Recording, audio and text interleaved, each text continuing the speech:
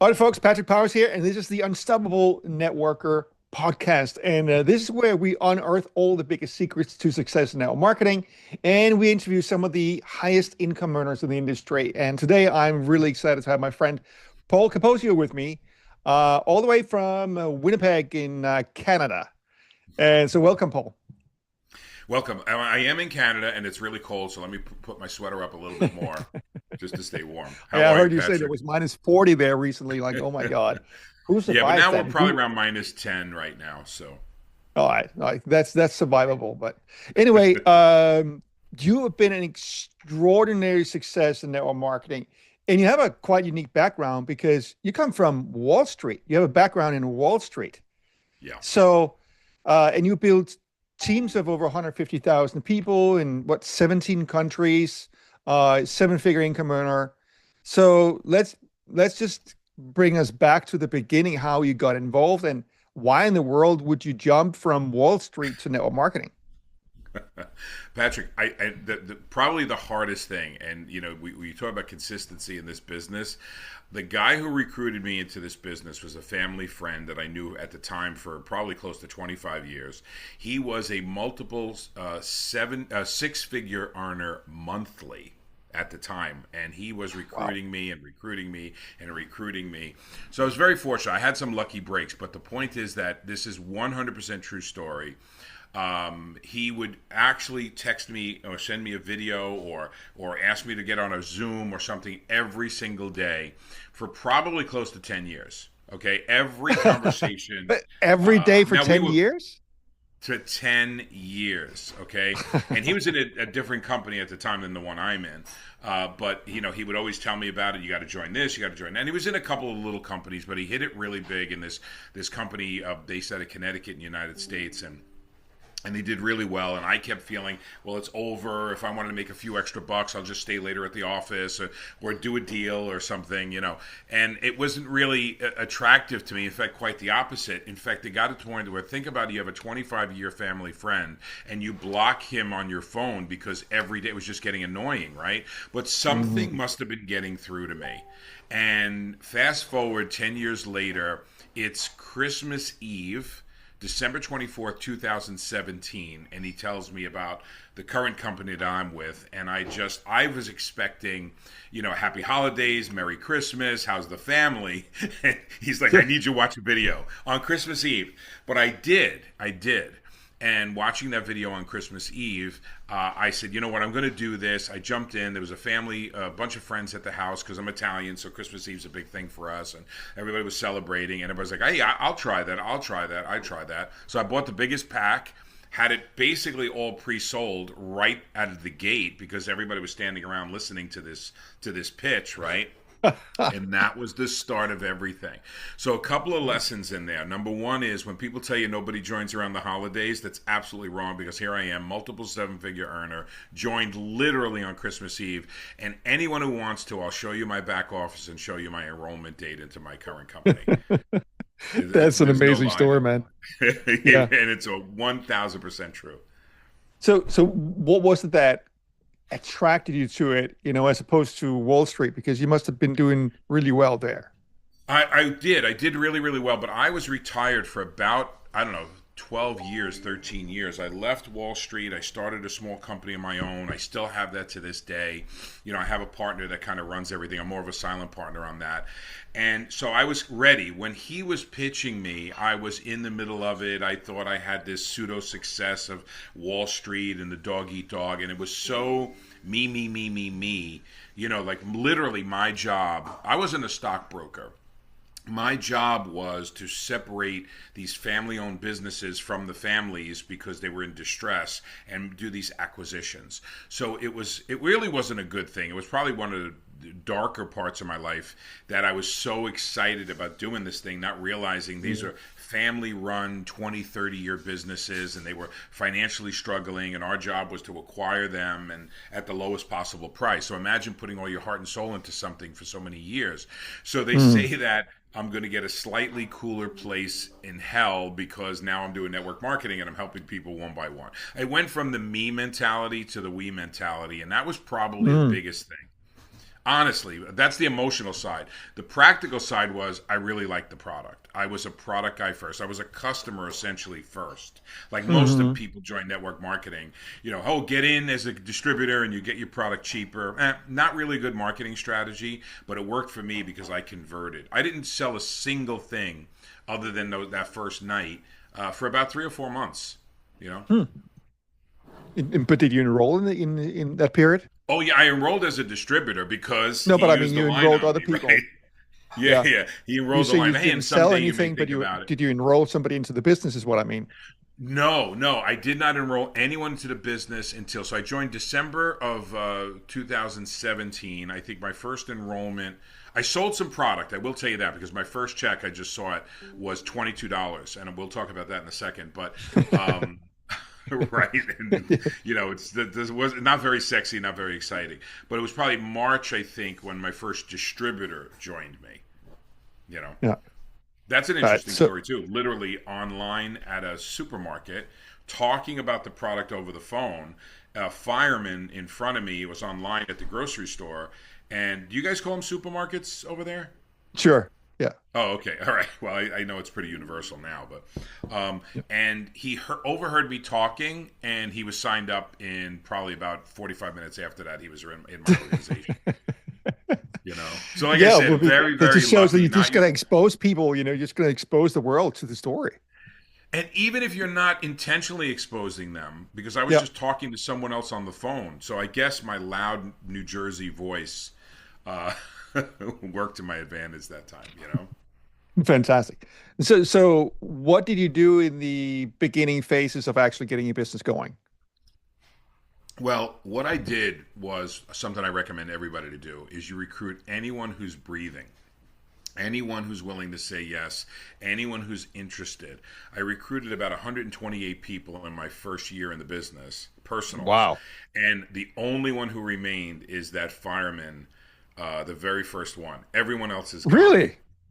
Yeah, everyone So else so is hold gone. so hold on because you said you didn't recruit anybody for like 3, 4 months, and then yet Right. you recruited 128. So what happened there that suddenly flipped the switch and you just went I berserk? got Because that's a lot of people in a year.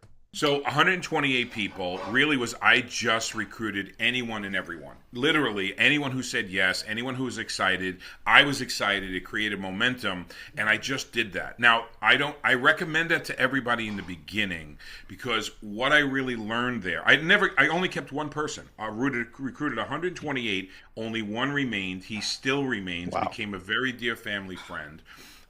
And it's the Rocco story. His name is Rocco, Italian guy from New Jersey. What a surprise! But we became friends. But what I realized through those 128 people who came and went, all of that experience about personality types, right? Look, I'm probably not the first Paul Capozio type you've ever met, right? You're not the first Patrick Powers type, personality type that I met. And I think the biggest advantage of recruiting anyone who's willing to work with you, even if their belief system isn't there, even if they don't do the training, it trains you.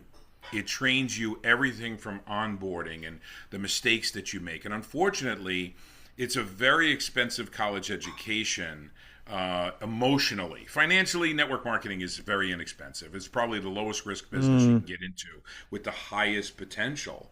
But what we learned from the business is people, right? So we learn those types. So when that type comes around again, you're like, oh, okay, I remember. And yeah. you find the similarities in those people, and all of a sudden, because there's certain types, right? There's always types in the industry. There's the right wingers, there's the left wingers, there's the earth huggers, there's all, and it's all positive because if you learn to appreciate people for who they are, you'll see where their pain point is. So the Mm, advantage of losing 127 people in my organization over the first 2 years, 3 years in business, because some people stayed around for a couple of years, was learning the personality types and what drove people and to be able to find the true pain point, mm. you know. So And what do you usually, think?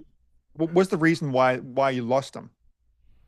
well, I mean, they probably weren't the perfect fit for the business. I did something called the apology tour where I went back to a lot of them and said, I failed you because what I know now and what I didn't know then.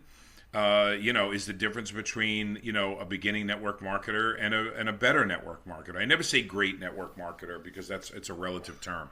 My stats may seem great, you know what I mean, but there was a big learning curve there. So I would say that I failed them, right? Mm, Because yes, there are people you're going to come across that are just not ready. They think they're ready. They'll say yes. Maybe they do an impulse hmm buy, and so you have to have that balance. But if you blame yourself for most of it, it will push your skill set. Because I will hmm be honest with you, my paycheck was way ahead of my skill set at that time. And that happens a lot of times with momentum and excitement and all of this stuff, the new shiny object. And, I love the people in my organization that have that slow start because their skill set is really there. They're building it, the frustration, the yeses, the nos, all of that. Usually my people who have the slower growth in the beginning have less peaks and valleys in their income than the people who have, everyone they talk to signs up, everyone they talk to buys the big pack, and they have this false sense of security. And then when it comes down to the true organic, enrolling people and finding people, the hmm basic system of network marketing where you and I live every single day now, that you need the skill set for that, right? So they get Yeah, lost and they get frustrated. yeah, and isn't that interesting? I've seen this so many times that the people that are typically really good enrollers, they're really bad at leading. And they sign up tons of people and then everything falls apart and then they burn out because, they're not Right, making any residual income. right. Um, so what do you think is the number one, two, three secrets to leadership and keeping a team together and the duplication? Well, okay, that's a lot to unpack there, but I will tell you that the people who have that big success and don't have the skill set get very frustrated very quickly. You know what I mean? Because maybe they're paying attention to all the exciting things you and I say on this call today, and all the, the seven figures and the this, and I built this company, and I was you were the number one earner over here, and all of the great stories that we talk about, and they don't manage the expectation. So I think the first thing is one, managing the expectation, what to expect, right? And if you build a business, I call it the 7 year rule. Now, I'm an exception to this rule, and I don't train on what I had some luck. I'm one of those rare stories that the first year is a six-figure earner in my first year. I don't know how much of that was the 25 years on Wall Street and all of that work, but I will tell you that there's no such thing as an overnight success. Most Hmm overnight successes are built over 10 to 15 years prior to that. So my Yeah. experience just was not in the industry. So my learning curve was the nuances of network marketing. So managing the expectation is the big thing. But every big leader I've spoken to, they have this 7 year thing. Well, I struggled for the first 2 years, and then I made some money in my third year, my fourth year, and then that company went out of business. And then all of a sudden, this average of 7 years comes into hmm play. And you're smiling because I'm wondering, if your story is That was similar to really this. slow. It took me 14. Okay, really Yeah, good. But now you're twice as good. I was the one who pulled the average up there. No, Right. You ruined the curve. You ruined the grading yeah. curve. But but yet then again, that's that skill set. You're proof of the skill set, exceeding the income, and then all of a sudden it just explodes for you, right? But if you give yourself the time to say, all right, I'm going to build my network marketing business. I'm going to go slow to go fast. I'm going to realize that, all right, in the US and Canada, and I don't know how it is in Moscow, and you're originally from Denmark and all of that, but we have we have Social Security in the US, right? And the average Social hmm Security is $2,500 per month US, pays Mm. you, in that, and you're paying your whole life. You're paying for 30, 40, 50, 60 years of working, and you're paying into the Social Security, which is going to last you hopefully for the rest of your life, but it's $2,500 a month. Well, our industry in 2 to 3 years, if you really devote yourself, find a good leader, get yourself trained, listen to podcasts like this, you can double that income. hmm I think that's a good first goal because so many people like, I want to be the top rank, in 3 months. So I want to I want to be a seven-figure earner.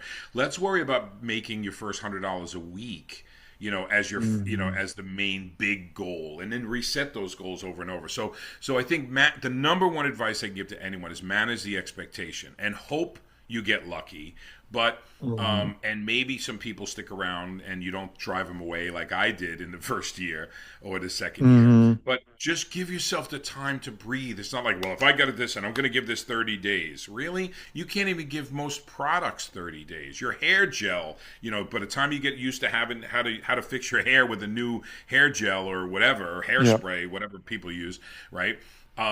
Takes you time to Yeah. learn. You know what I Yeah. mean? That's why people get so frustrated, like, oh my God, this lipstick I used to use is unavailable and I don't know what I'm going to do anymore. That's just your lipstick. Mm. Imagine your career, your career, you know? And Yeah. isn't it crazy? In pretty much any other field, even with a hobby you're trying to learn, golfing or badminton or like whatever it is, you Right, wouldn't right, expect to be a master in a couple months or whatever. Or if you want to become a professional sports person or a doctor or whatever, it takes years and right. years. It Um, takes years and years. yeah, and when we say manage expectations, I think this is huge, man. Uh, Yeah, I don't know if you know this, but I used to be a psychotherapist, and I'm like a geek with psycho. I love psychology, because for me, it's kind of the foundation of success that you have to understand psychology to understand communication, and communication right, is the bridge to your dreams. Psychologists, they say that I think it's 80 to 85% of our emotions comes from actually our expectations. So if we expect something to be better than it actually is in real life, then we'll become disappointed really fast. So when right. you talk about managing expectations, what is it that we can actually expect in this business? What can we expect to happen? You could expect well, a couple of things. Number one is the skills that you need to truly build a business will come later. The excitement, the emotion, the power, the willpower, all it comes first. And it usually is driven around a product. So I tell people that I do not train in my company on product. I never train the people on product. I let the company do that. There's so much information available about the product. And I'm going to go to this product, and then product goes to duplication, or lack of duplication. So I'm making some notes for myself. I'm sorry, guys. So now I don't teach on product because I know everyone who joins my company or joins any company is going to focus around the product first. They're going to talk about the product first. They're going to have their little shaker on the counter and they're going to do their video and putting the powder in and everything and all that stuff because it's driven around the product. And that's good, but you're trying to do attraction marketing, right? And keep yourself interested in the product. But it's good to be excited about it. I don't train on it because they're flooded with product information from the company, Hmm. from their downline, from the people who are signing up as customers, giving the testimonials. We love testimonials. We love before and afters or all of these testimonials. So we're getting all of that belief based on product. So we sign up all these people based on product, and then I get the inevitable phone call. I don't know, but I enrolled 20 people and they all love the product and everything, but nobody's duplicating. And I already know because if you run a TV commercial for Oreos, right, no one is learning the recipe to make Oreos. Everybody just loves to eat Oreos, right? So Hmm. a product person or a product driven person is not really interested in the business as much. And we wonder why they don't duplicate. And we almost hold it against them that they didn't duplicate, but we recruited a glorified customer, which is Hmm. absolutely fine because consumption of your product or service leads to results. Results leads to belief, and belief leads to sharing, right? And talking about the business and everything else. So you're going to find those people anyway. So it's a beautiful byproduct. That's why I never tell people stop talking about the product. It's where and how and what your messaging is that we talk about, right? Because you don't want to restrain that power, that energy, that excitement, right? That people have. But as you're doing that, you need to start developing the skill sets. Are you listening to what the person's saying? If you get an objection about your product, or I don't think the product's working for me, and I don't like, how do you respond to that? Is it okay? Let me send you a code for a refund, or is it like, well, let's talk about it. You said your knee was bothering you. You said you're not feeling results. How's your knee been? Well, to be honest with you, my knee's been a little bit better. I don't think it's the product, but my knee has been feeling better. Or, I did lose some weight, but I think it's because I've been eating a little healthier, right? So, have the conversation, because now and you're into the psych part of it, right? A guy like me, we stumble across technique, right? That's why it's sometimes harder for us to teach it, when it becomes something that's inherent in us and not necessarily a learned technique. So I like a combination of the two. People just do it. Okay, I don't want to get off track. So now it's how to overcome not only the objection to buy your product or to join your team, or it's expensive or it's not expensive, or whatever the argument or objection may be. What do you do when people are not getting the results that they've expected, right? Do you panic? That's where the skill comes in. Because you can't say, yes, but you loved the product when I sent it to you. Yeah, I loved the label. I loved the packaging. I loved what it did for you. I loved what your results were, but I don't feel I'm having the results. And most people panic instead of talk those people through. Where are your notes on that person when you were recruiting them or telling them about the product and they were telling you about their challenges? Where are your notes when you can go back and you're going to say, oh, you want to quit the network marketing? You want to quit the business already? Well, whatever happened to you thought your son was an idiot, but he just got accepted to an Ivy League school and you can't afford tuition. Did that change? Right? So, we need to refresh ourselves. Are we listening? Do we know who we brought into the business? So, yes, Mm, recruit everybody in the beginning, learn the personality types, but then when you start being mm, more selective, right? And into who you're going to work with. Because what's exhausting about this business is we don't realize that when we recruit someone, we have to spend a lot of time with that person, or the mhm, person will mhm. expect a lot of time from us. Right? So, like a surgeon, you talked about a surgeon. It takes so many years to go to school. How about just before the surgeon gets into the operating room? You ever see there's a great scene in every TV show where the doctors are scrubbing up and they're having a 20-minute conversation while they're scrubbing up, right? To show you that, hey, there's a lot of prep work that has to go into it. If these two Mhm. doctors can talk for 5 minutes just washing their hands, and then the gown, and then the robe, and then the gloves, and then the other gloves, and then the mask, and all that stuff, before they even get into the room, before they even pick up a scalpel, all of that prep work comes in. And we have to realize that in our business, right? The prep work. I hate painting. I hate painting a room or an apartment or whatever, because I'll set up all the drop cloths, I'll tape off all the areas, and then by moving the ladder and the bucket and everything, there's a huge ball of drop cloths in the middle of the room because I just kept kicking over it and spilling it and doing all of that stuff. Prep work is so important. Then you go into execution. Most people say Mm, the prep work is longer than the actual opportunity or the actual business that you do. mhm, If you mhm, prep it good enough. And prepping is that. Most people get frustrated because you recruit somebody as a customer and then they don't duplicate. You wonder why. It's simple. mhm, You led purely with product, recruited a product first person, so give them a chance to incubate. mhm, mhm, So if you're going to be product forward, then keep being product forward and then put these people into this funnel and realize that only a certain percentage of those people will ever have the experience enough. And look, I love apples. I love eating apples. That doesn't mean every time I go into the produce market, I'm going to buy a produce market. I just like to buy apples and eat apples, right? Some mhm, people going in and say, wow, produce business looks like a really good business. There's a ton of people in here, and there's apples, and there's pineapples, and there's cherries, mm, and there's, so many different fruits here. I could be in the business and sell to so many different types of people. That's rare, but it happens. And the more people you expose to your business and expose to the opportunity of what we're doing, the more it's going to happen. And that's where mhm. communication comes in, saying hello to people and meeting new people every single day. You know, Yeah, and you you shared earlier that the most important word that a network marketer hello, can learn is what? hello, hello, or Yes, hi. I love The that. most important I word. heard a training the other day about another top network marketer say that he communicated for connection.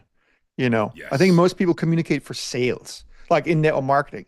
They just focus on getting the sale, getting even the sign up, even going for business builders. They're just too focused on what do I say to get people to sign up. will you say Right. hello, right? Right. Communicate for the connection. So I think that's so, I think so, we stay there for a second because I think there's a little thing there that I'm sorry, I flipped my notes over. Um, you do, and in the beginning, why that seems frustrating to the new network marketers, like I spoke to this guy 4 times already, and we never even got around to my product, and we never got around to what I'm doing, and like, but that's the work, right? Here's the hmm promise I make you. If you do your training, if you listen, if you do podcasts, if you do all of that, don't overtrain. We'll get into overtraining in a minute, but then you will be able to shorten that time frame down of hmm how much you invest and to build what I call micro rapport, right? You can build rapport quickly. If you're looking to be conversational, you'll find common ground very quickly.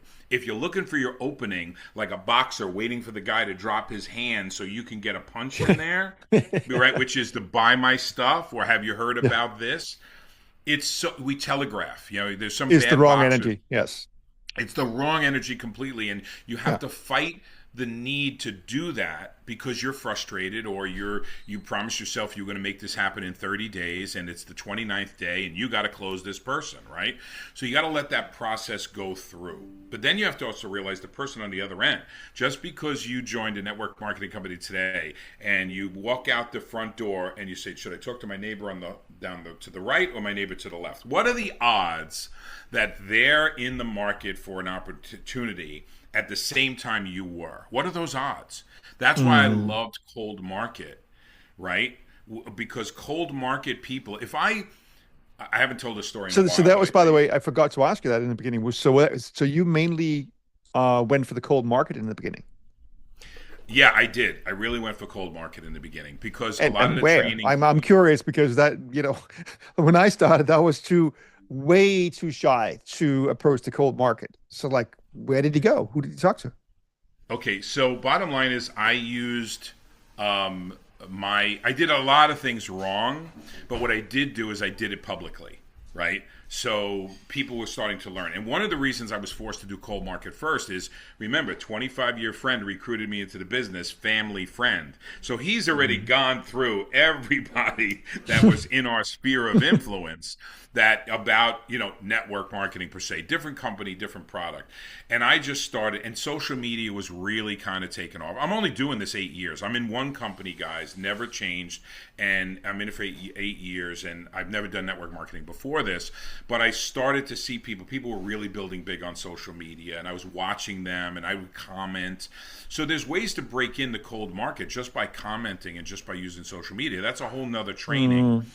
in and of Mhm. Mhm. itself. But engage, say hello, and say hello doesn't always mean Mhm. just holding the door open at the local supermarket and saying hello to someone or accosting them in the green beans aisle, but the commenting, interacting, right? And you're supporting other people by commenting on their posts. So if somebody does a really good Mhm. post, comment on it, engage. We met because I found that, hey, I want to talk to this guy. I didn't know if I would like you, not like you, would you like me? So but I had the conversation, and Mhm. I truly believe that there was no recruiting. In fact, I don't know if we even knew each other's company until maybe the second or third conversation. Maybe Mhm. we did, I Mhm. don't remember, but because it wasn't mission critical, Yeah. right? It So wasn't it's mission mainly critical. by social media that you found people in the beginning. Mainly by social media because, Mhm. I mean, I did have some friends and family, but they were just product people. I Mhm. just Mhm. dove into social media only Mhm. because, oh, and then I will tell you, COVID hit too. So we had a Mhm. really great app called Clubhouse, and that I Oh started yeah, I remember communicating. Clubhouse for a second. Everybody was saying that you need to be in Clubhouse. Well, I'm going to tell you, I met Angel Chandler on Clubhouse. She was monitoring rooms. She was even in network marketing at the time. My partner's a Mhm. 14-year network marketing professional, multiple six-figure earner, the whole nine yards, right? But she would moderate these rooms, and she said, "I'm never doing network marketing again." Right? I'm moderating rooms. She's written courses for people. She'd worked with Tanya Lizer and Ray Higdon and Doug Fireball and everybody. She's just well known in the industry, right? And she would moderate these rooms, and I would go in as a newbie, and someone would say, "Well, what's your like a question just like you're asking me?" And Guys, you're listening to Patrick's. You're in Patrick's audience, and you're listening to me, and all this sounds fresh and new and everything else. I've been saying the same stuff for 8 years. It's just I have better recall now and which story works best, and that's what you're learning. But Clubhouse really put me on the map because people started listening to my training. One of my biggest, the Mm. reason I'm in Korea today is because a gentleman heard me on Clubhouse, said, you know what, I think I could work with this guy. He joined, brought in his top Korean woman from Vancouver area, Mm. and she stayed, he quit. Isn't it interesting? Right? Yeah. Right. Interested. There's so many of these great stories if you just Yeah. stick in there and just stick with one product or one company. There are Yeah. times when you need to move in this business, right? From company to company. Fortunately, I said, you know what? What do I have to do? If I go to another company, well, yes, maybe I could work with Patrick and it would be a lot of fun because we could build together shoulder to shoulder. But what do we have to do? We have to build. We have to do the same things, So once you Mm. find a great, good timing in a company, good products, unique products, good vision for the company, good leadership, those 5 points of what to pick a company, now the rest is up to you, right? As long as you're not in some scam thing or whatever, and it's a good product, well-run company, like they're financially stable, the vision for them is the future, then the rest is up to you. The rest is Mhm. up to you. Mhm. Because Mhm. if your reason for going to a new company is because your girlfriend calls you, hey girl, we're going to this new company now. That's not a life decision, right? It's a Mhm. social decision, but it's not a business decision.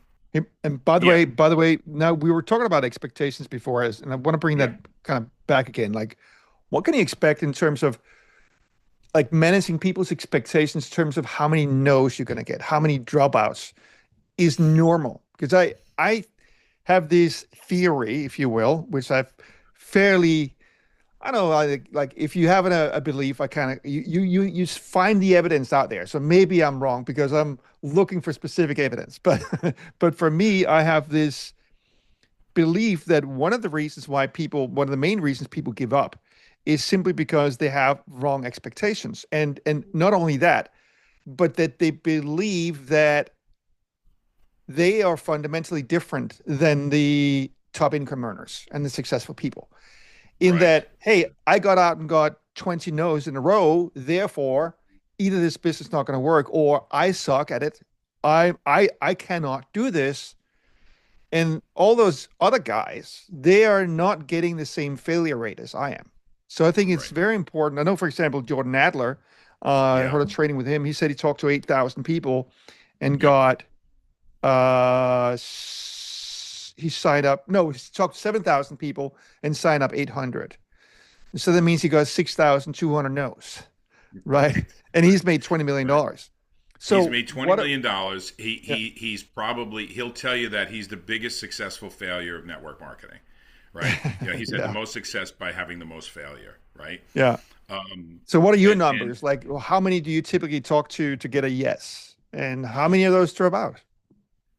so now it's a lot less, but I talk to a lot less people. I more deal with opportunities and collaboration, and then collaboration for me leads to because you don't have a lot of time, and you recruit you recruit someone who's a better quality prospect. That means you have you have to have even more dedication to them. So you got this big leader, right, and they're joining your organization. Well, guess what?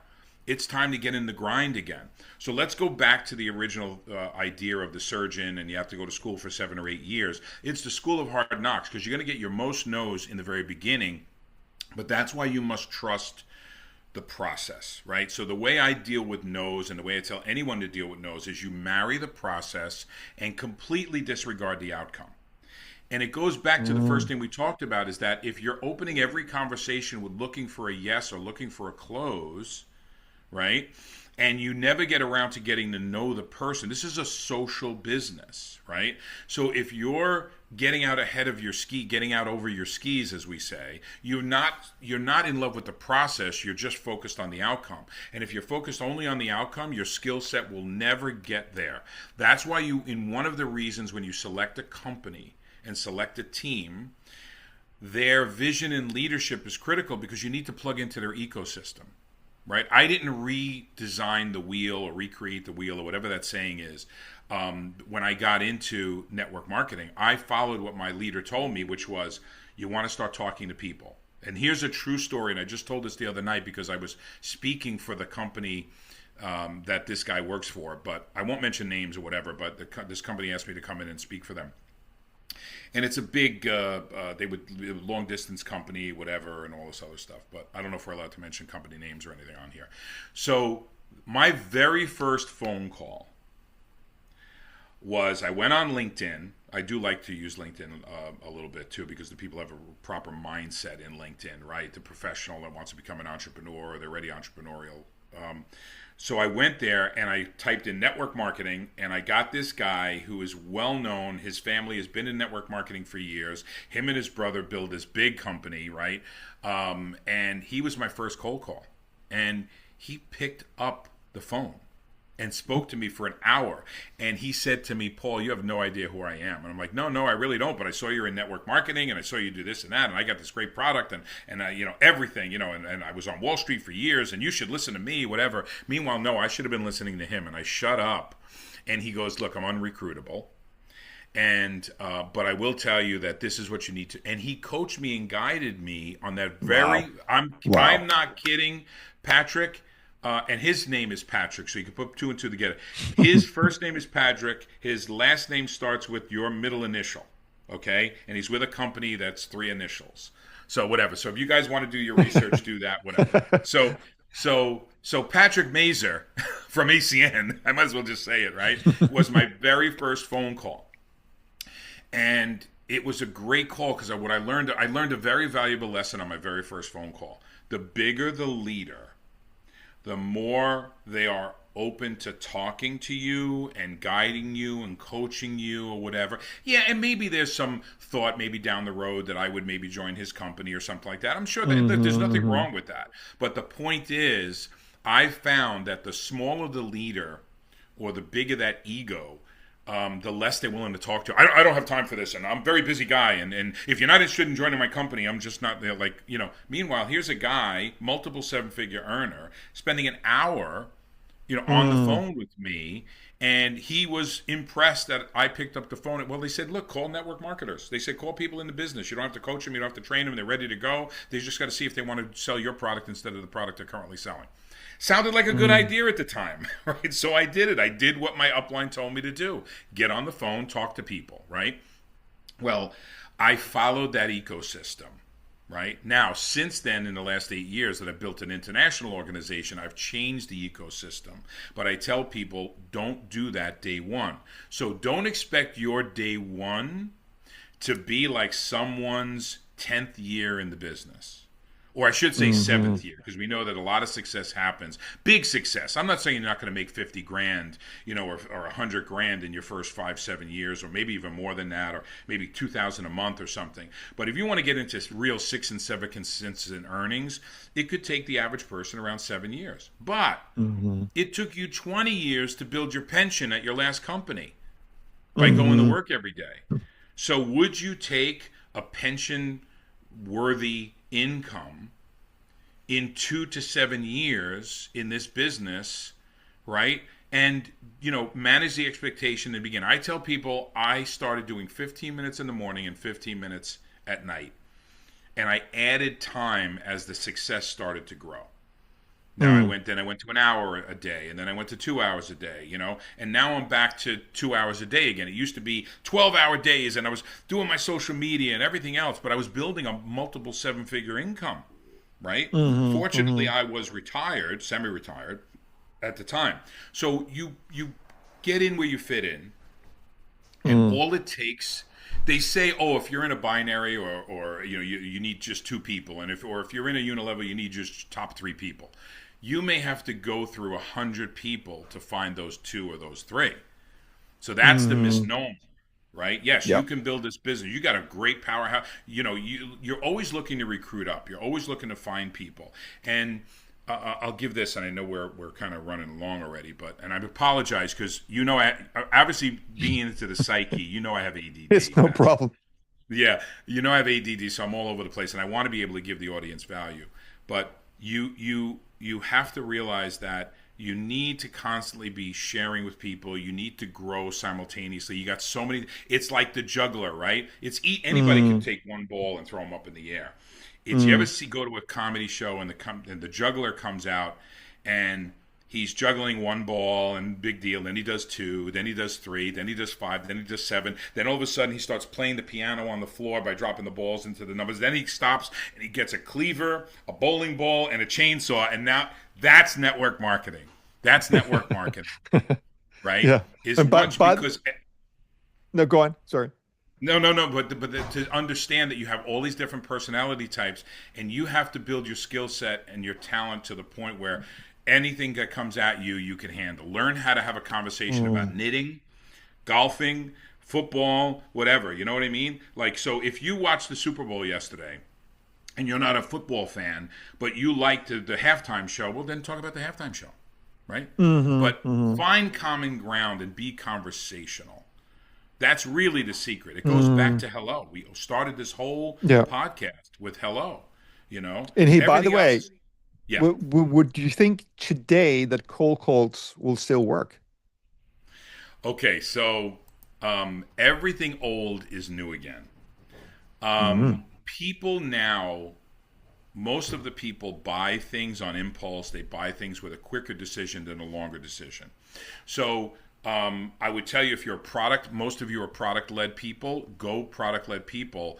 But we got a sizzle call. Do you remember sizzle calls? It's a pre hmm recorded call. Okay. Where you called in What? on the phone? You called in and you listened to a recorded message. We have Oh one my running right God. now, I and mean, I mean, it gets even in 3 to 4 hits a day. 2017, that's incredible. Yes.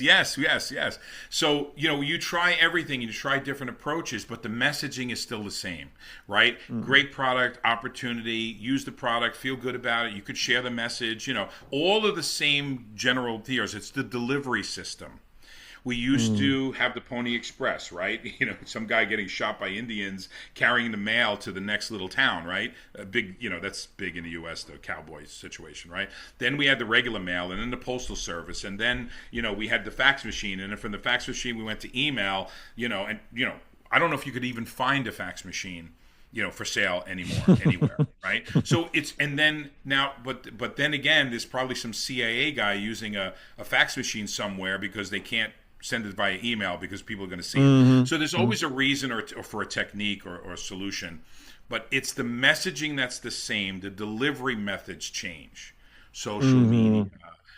Yeah. LinkedIn, funnels, And all of I these think things. that's a really, really important point because I think so many people are being hung up on apps and technology, and there's nothing wrong with that. No. And it's sometimes important, but it's like if you're a singer and musicians, are you going to make money because of the type of microphone you're using? No. You're going to make money because of your voice and the ability to connect with people through that voice and inspire them and whatever and touch them. And I think that's so profound what you're saying.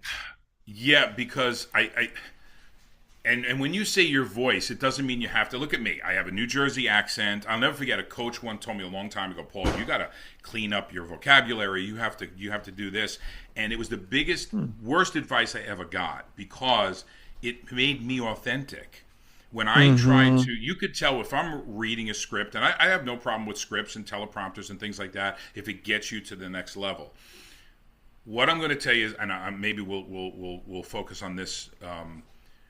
Never let your training plan or your technology plan become your avoidance plan to get out and talk to people or reach people. So let me set up Mm, my funnels and I read this course and I just spent $1,000. You don't need to spend anything. I still use a spiral bound notebook, with a pen, and I'm making notes as I'm talking or if we're having our conversations, and I'll do that. I'll give you the perfect example of that. I learned that lesson very, very early on in network marketing. I would do Zoom calls, and I would do something that I still run to this day called Empower Hour. And I would get people on the call, and we would physically work together, right? And somebody would play music, who's having a glass of wine.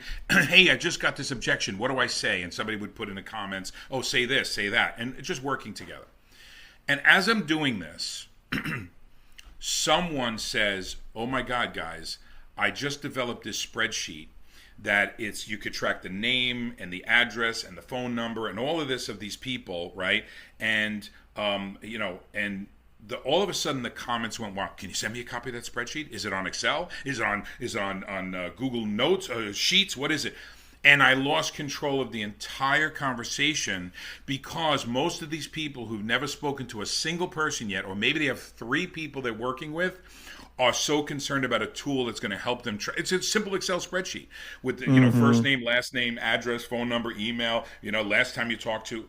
They were so distracted by getting their hands on this tool instead of doing the actual work that's going to have to cause the need to buy a tool. Listen, you don't Yep. need a $300 hammer because you're going to hang two or three pictures in your new apartment, right? You can buy the No. cheapest Yeah. hammer out there, Yeah. or use a shoe, use the back of a Mm. shoe and hammer the nail in, and you're fine. You're going to hang the picture, Absolutely. right? Yeah. Don't Absolutely. think it's the tool. The tool is going to save you time when you build an organization big enough that you need that tool. The tool is not going to build you the organization. The tool is Mm. to manage the Hmm. organization, right? And Yeah. I Yeah. I love technology, something you and I are talking about and working on, on the technology side, which has nothing to do with our companies or what we're building, but it has to be able to support the scale. And it's not duplicatable. So let's say you're a Mm. big tech guru and you're like that girl who created that spreadsheet. Half the other people on there never opened up Excel. They don't even have it on their Hmm. computer, right? Hmm. So how is that duplicatable? But this, a pen, a paper, a phone, it's all duplicatable. Yeah. And you have to Yeah. start there and build the momentum because your people will do what you're doing. So if you're doing this whole thing and you're like with the white lab code and the all the computers behind you and everything, how is somebody going to say I can't do this Mm. business? You know, So what we say to somebody that's just starting out, what do they need to do from day one? I would tell you from day one is as long as you're in the right company, right? Because they say there's a Japanese saying that if you get on the wrong train, right, you want to get off at the next stop as fast as possible so that your journey back is not as long. Now I can't say it in Japanese. I could just about say it in English. So, but that's the idea. So one, we're going to make it the biggest assumption that you're in a company that has the right unique products for you, whether it's a product or a service, doesn't matter. I don't care. There's the company vision. Where's the company going? What's the future of the company? Are they committed to the industry? Committed to your building? Who's your leadership? Or the leadership really have time for you? A lot of people want to join these big leaders who they never get on the phone with, right? Hmm. Because they're just too Hmm. busy or just too busy building, or that big leader is really like a duck where they look smooth on top of the water, but the feet are going like crazy because they're trying to build a That's true. business too, right? Yeah. And then you have, the good leadership, and then you have a solid financially sound. So let's say assume all of that's good, okay? Now, the first thing you want to do is you want to say, okay, what's the system that everyone's using to start with? Because that's how everyone else is going to duplicate after you. Keep it very simple, but I'm going to give you what I do. It's called a daily method of operation, okay? And it's something that I teach and a lot of people use, and it's called 5/5. What? Say it And again. it's called 5/5. It's five Uh-huh. things Okay. that you do 5 times a day. Now, five things 5 times a day is really just a benchmark or a goal to get to. Some people do 1/1. Some people do 3/3. What this means is this: step one is you need to connect with new people every single day. So connection is first. Try to connect with 5 new people. So if you're on Facebook and you haven't maxed out your friends, or if you're on LinkedIn and you don't have tons of people, connect with 5 new people today. Hey Patrick, it's Paul, and I'm in Canada, and I heard you're in Moscow right now, and from Denmark. I'd just love to connect with you. No agenda, just like to see if you have some time on your schedule that we could speak. That is my number one thing, right? So we make a connection. Not, hey, have you heard about this new super deluxe vitamin C Hmm. based whatever? Hmm. None of that, right? From there, you want to try to have 5 conversations a day. So if on Monday I connected with Patrick, on Wednesday, Thursday, or Friday, hey Patrick, you have any time on your schedule for a call? Right? Now, we haven't talked about what you're going to say yet, but we're going to assume that you're doing some training, coaching, or you're going to do a three-way call. So 5 connections every day. Then you want to do 5 conversations every day. Mm-hmm. These first 2 steps are what people don't do in network marketing. They do not Mm. build a pipeline of conversations and connections. Oh my God! I saw that you had a steak and mashed potatoes and your as your profile picture last week. What was the name of that restaurant? It's going to be my anniversary next week. Start a conversation. Mm-hmm. Oh my God, is that a Shar Pei? No, it's a German Shepherd. I don't think you know anything about dogs because a Shar Pei and a German Shepherd don't look anything alike. It doesn't matter. Just have the Yeah. conversation. So five Yeah. connections, 5 conversations. 5 conversations will eventually lead to you talking about what you do, and that leads to 5 follow-ups. Mm-hmm. I'm sorry, 5 exposures. 5 exposures, right? So it's Mm-hmm. 5 connections leads to 5 conversations, leads to 5 exposures, right? So Mm-hmm. do the math on that for 90 days, and you've spoken to a couple hundred, you're working with a couple hundred people. Here's what an exposure is: your company video, a three-way call, a live thing. Hey, I'm working with this guy, Patrick. We're working together on this new project. Let me send you his podcast. He interviewed this some guy, Paul Capozio, looks like he's a mobster from The Sopranos. You should really listen to this podcast. Well, guess what? You just exposed that person indirectly, because if you're in Patrick's downline or whatever, you just expose that person to what you're doing in the business, right? Exposure. So connection leads to conversation. Conversation leads to exposure. Exposure leads to follow-up. Hey, did you like Patrick's podcast? What did you think of that guy, Paul? Right? Was he funny? Was he horrible? Did he have anything good to say? I don't think he had anything great to say. It doesn't matter. Follow up will lead to decision. So if you push Mm. to have 5 connections a day, the next day you have 10 connections and you have 5 conversations. When that leads you to 5 exposures, now you have 10 conversations going, 15 connections happening, leading you to exposures. 5 exposures leads you to 5 follow-ups per day, leads you to 5 decisions a day. But Mm. I could send you a copy of 5 over 5, and anybody could use it. I teach it to I everyone. love it. It's very But the first two, it's simple, it's doable. it's so simple. But the thing is, Mm. the people most, if I could urge anything, do the first two. Get comfortable doing the first two. There are people I spoke to. My business in the Philippines right now is because of a guy I met over 2.5 years ago. And then he finally said, you know what? I've been following you. We've been friends for 2.5 years. I'm joining. And he's launched the Philippines for me. So people are Mm. watching you. The other beauty about 5 over 5 is, let's say Patrick and I are working together, or even we're not working together, and he's doing 5 over 5, and he's got an organization of 50, 60, 100,000 people.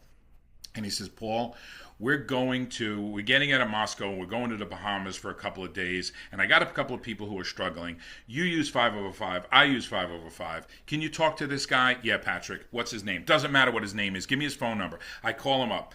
Hey, Fred, how you doing? Hey, yeah, it's Paul. I'm friends with Patrick. We go back a while. And he asked me to give you some help. You're struggling a little bit. Let's talk about your 5 over 5. Tell me about Monday. How many connections did you make?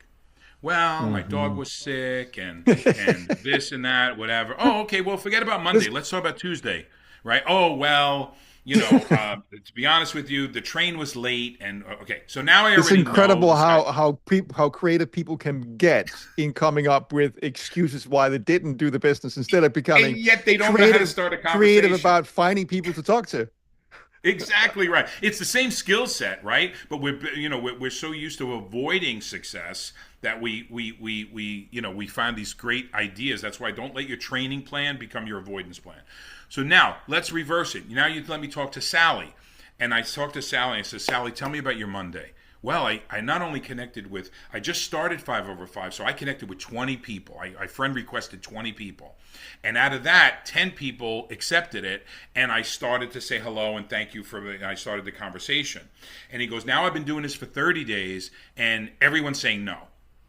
So I'm going to say, Sally, step 1 and step 2, you're doing fine. Let me see some of your text or your emails or your your what you call it, right? Now I know it's not that she's not doing the work, it's her messaging that's not connecting. You could Hmm. diagnose someone with a simple duplicatable system which doesn't need paperwork and computers. It's five things 5 times a day. Even if you do one 5 times a day, you're still way ahead of most people in network marketing. And any leader can diagnose your team. You don't have to use 5 over 5. You can come up with your own simple strategy, but it doesn't have to spend $100,000 and a NORAD style computer that tracks missile launches. You don't need any of that. You don't need any of that. Hmm. Paul, you've dropped so many gold nuggets, man. It's been incredible. Um, all good things have to come to an end. So we're getting towards the end of the podcast here. Anything that you would really like people to know, and also where can they contact you, where can they find you, and maybe some last advice you have for people that really want to succeed in this incredible industry.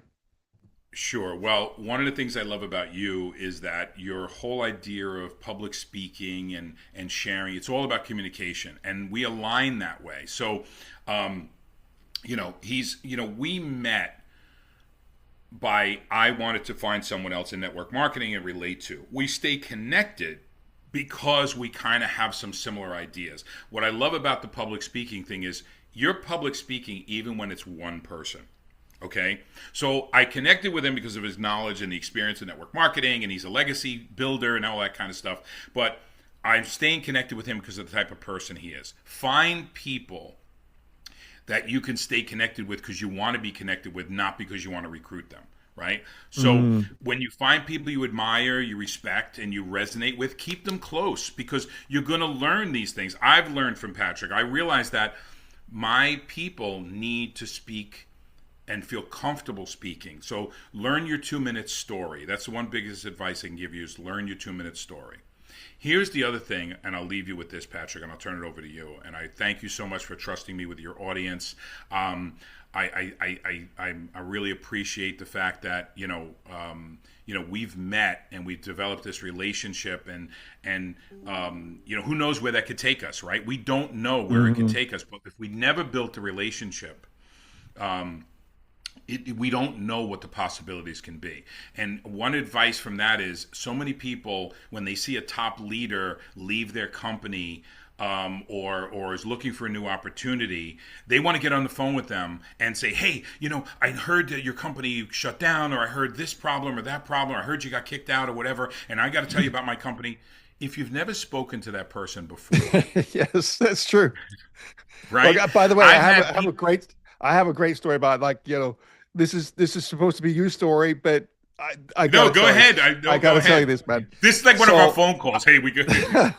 so man, I was at a company convention in Dallas and happened to meet a guy in the airport who was a huge hitter for Excel, right? Yeah. And I thought, oh, like, no need to keep in touch with that guy because he'll never join me, right? This was before I was smart, right? And guess what? Like 2 years, 2 years, 3 years later, Excel folded. And I thought, I mean, I was connected with it on WhatsApp, but I knew, I mean, I haven't developed a relationship with him. Why would he join me? Right. If Right. I kept in touch with him, maybe he would have been in my company. So that Well, was, I'll give you proof in the pudding that if anything happened to my company, Patrick, you're one of the first people I would call.